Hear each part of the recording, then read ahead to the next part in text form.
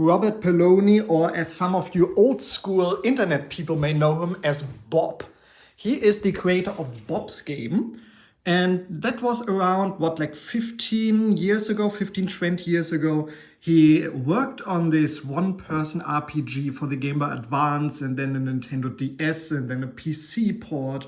He wanted to make his own console and so on, a little RPG called Bob's Game. Now, I remember following this story back when it came out. He had this big publicity stunt where he went to the Nintendo store in New York City and basically trashed the place a little bit, put his business cards everywhere, put fake copies of his game on the shelf, because he wanted to be an official developer for the Nintendo DS, and he wanted an SDK from Nintendo, but they refused to give him one. The indie scene just wasn't the way it is at the moment in today's time. So Bob worked on this game for a long time, and sadly it never came out. Bob's Game was basically cancelled. It was never released. I remember playing the demo for this. He actually released the Nintendo DS copy and the demo for it, and you could put it on your flash card. And I remember playing that and was very impressed. It was this Earthbound style RPG back before Earthbound basically exploded in popularity. And it had mini games instead of battles and so on. It was pretty cool. There's a PC version that probably works on modern PCs. So if you want to check that out, it's still out there. You could also find it on Steam. He made a puzzle game later on with the name Bob's Game. Now, what I didn't know and what I just discovered is his autobiography. Let's take a look at this. When he did a Kickstarter in order to put together a hack van, as he called it, he basically was homeless at the time, living out of his car, and he wanted this solar panel van where he could live and work in and keep working on Bob's Game. Back when he did this in 2015 or so, he wrote this autobiography, and I didn't know about this. Someone I accidentally stumbled upon the subreddit for Bob's Game, which is still active from time to time. This was on his website back then, basically his whole life story up to that point. And man, it is a crazy ride. I highly recommend giving this one a look. If you know about Bob's Game, if you know about Robert Pelloni, the developer behind it, and you're more interested in what happened there, I highly recommend watching this. He starts in gaming. He talks about his basically emotionally abusive parents. They were highly religious. So he was banned from, looking at porn and going out with his girlfriend and all of that. So I'm pretty sure they screwed him up quite a bit during his youth. He goes into this and tells the story of, his rebellious phase. There was a time where he moved out of his parents' place to be on his own, started abusing drugs, that's a big part of his life. And he talks about his addiction to Dance Dance Revolution. That's a thing that just is like a red thread throughout his entire life. And what games he played, what people he hung out with. And when he finally started working on his own games. This is Zeldrak, a combination of GTA and Zelda that he worked on. And once that started, he worked on Button Mash, which is basically the alpha version of Bob's Game. He kept on the places he moved to and where he worked, with whom he worked together. Some of you may know a video game journalist, even here on YouTube. He makes video essays, called Tim Rogers. That's a pretty well-known name in the industry nowadays. They worked together in around 2010 and did a documentary about E3 2010. You can still find it online. Tim and Bob basically being out at E3 and experiencing that. They made a movie documentary out of it. It is a very sad story. It all starts, he had this rebellious phase, started to abuse drugs and so on. But he had a vision, he had an interest, he had something to work towards. But you can just see that his mental illness and his drug abuse kind of takes control over his life over the time.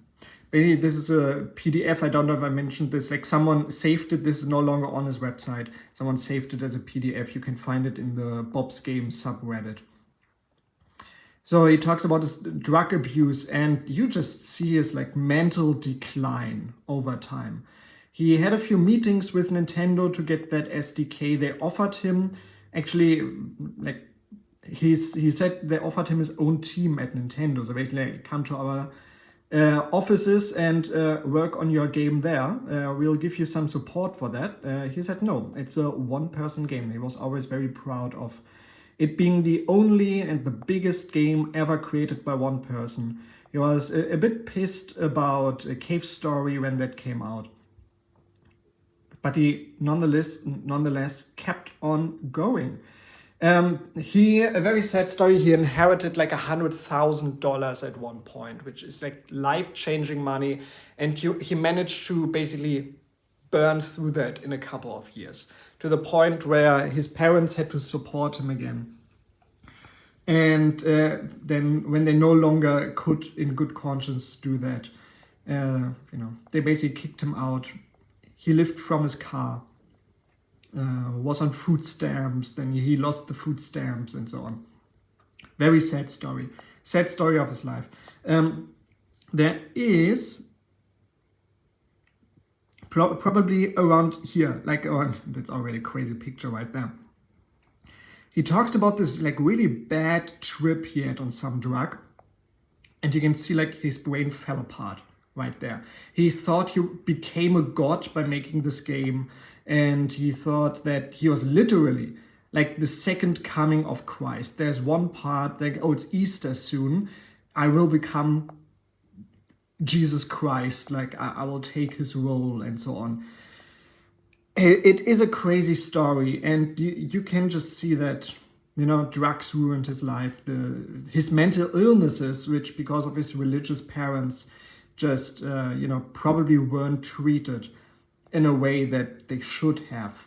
And it just wasn't a thing back then, right? In the 80s, 90s, mental illness had a very different role. This is a canister of, what was it? Like some gas. I'm not big into, offing yourself, but apparently like there's some gas that he wanted to use to kill himself. He talked about like his suicide attempt and that it didn't work. He had a cat at one point, which he said, he kind of looked at the cat and said, I cannot go. Later, his cat ran away. Shortly before that, he talked about like having, being angry, like wanting to hurt the kitten. He has killed animals in the past, so I don't buy the whole running away story of the cat. But this is like some heavy reading. Like this is a 96-page document right here.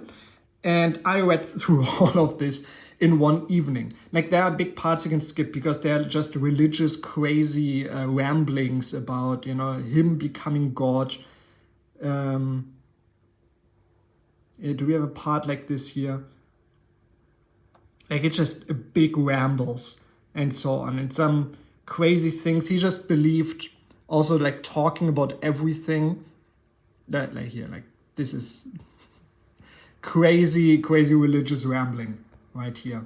He talked about like having sex with men, so there must be some like homosexuality in him, or at least bi-curiosity, which of course did not go well with his parents' religious background and his own religious upbringing. So I'm sure he was battling some very evil demons inside of him right there.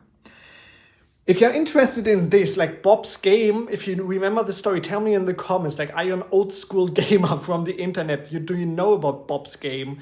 And if you have not read this autobiography from him, like I will link it somewhere in the comments or in the description. So go check that out.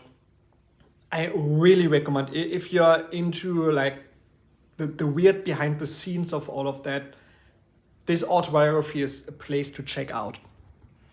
Now this ends in like 2013, 2013, let me get my web browser open, yeah.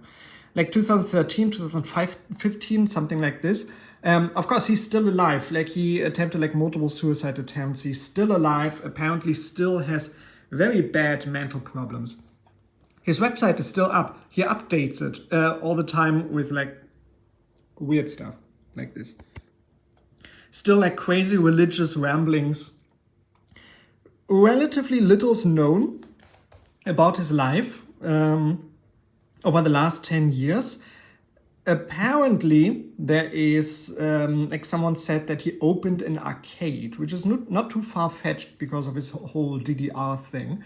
So apparently he opened an arcade, and I don't know if it's still active, but on the subreddit, someone talked about like working for him, and that he was actually a pretty nice dude and good to work with.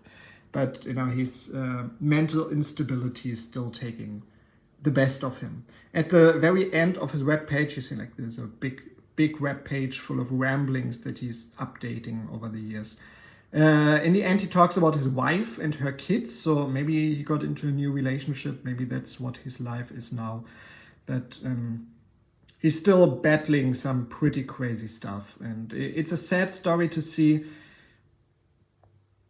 but it's interesting to watch. Like, poor Bob, like, I'm sure he made plenty of mistakes in his life. I know he did, like, and this is part, like, his problems are to a certain part his own making, but nobody deserves a life like this, or deserved. I don't know what his life looks like now, but back then, like, nobody deserves to live like this. Not even Bob. Thank you very much for watching. Tell me in the comments, do you know about this? See you next time.